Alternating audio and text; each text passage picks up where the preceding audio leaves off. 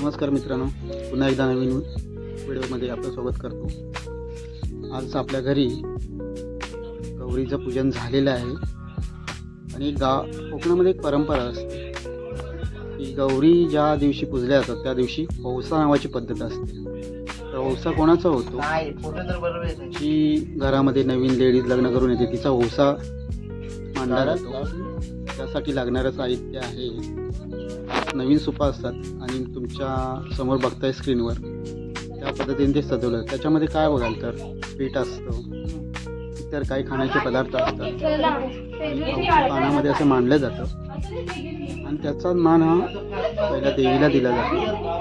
त्याच्यानंतर घरातल्या सर्व छोट्या मोठ्या व्यक्तींना दिला जातो.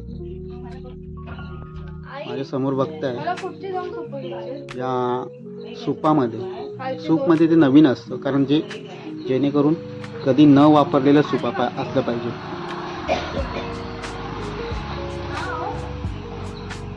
कोणी त्याच्यामध्ये सजवलं जातं, नंतर लोकांपर्यंत दिलं जातं.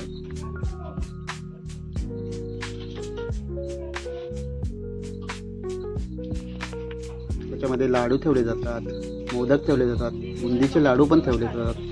त्याच्यानंतर हे एक सूप तिच्या सासरी जातं, एक सूप माहेरी राहतं, दुसरं एक मामाकडे जातं किंवा मावशी अजून कोण असेल नातेवाईकाशी 5 ठिकाणी डिस्ट्रीब्यूट होतं जातं.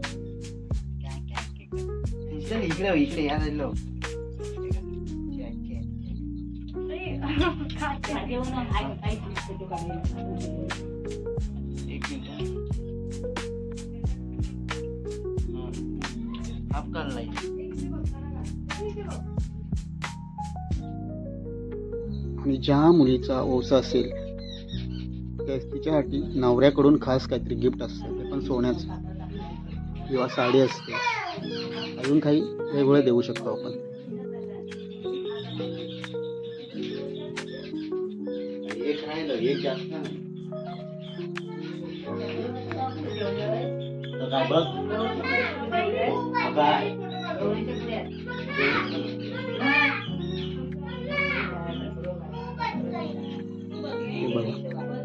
तुमच्या घरी तो कार्यक्रम चालू आहे.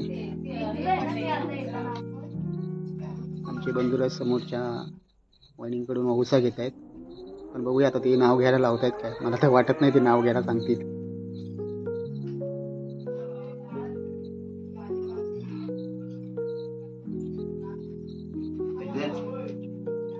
त्याचबरोबर हे आमच्या 2 चुलबुळे आहे बघा, साईड लावून बघा कशी नखरे करते.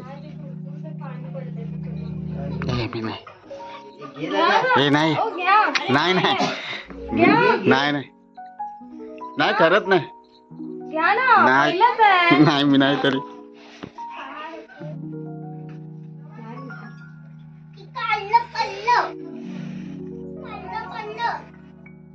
नाही, मी नाही बोललो ना.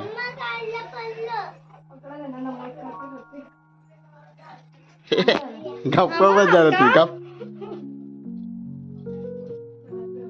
चल तू आता तुझं हे कर.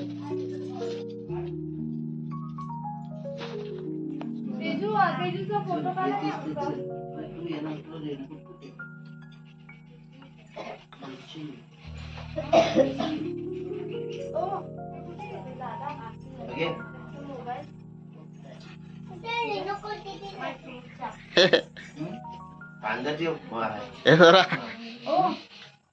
हा काढतोय, जात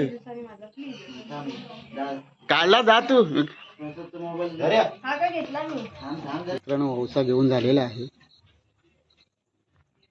तो तुमच्या समोर मी दाखवला आहे.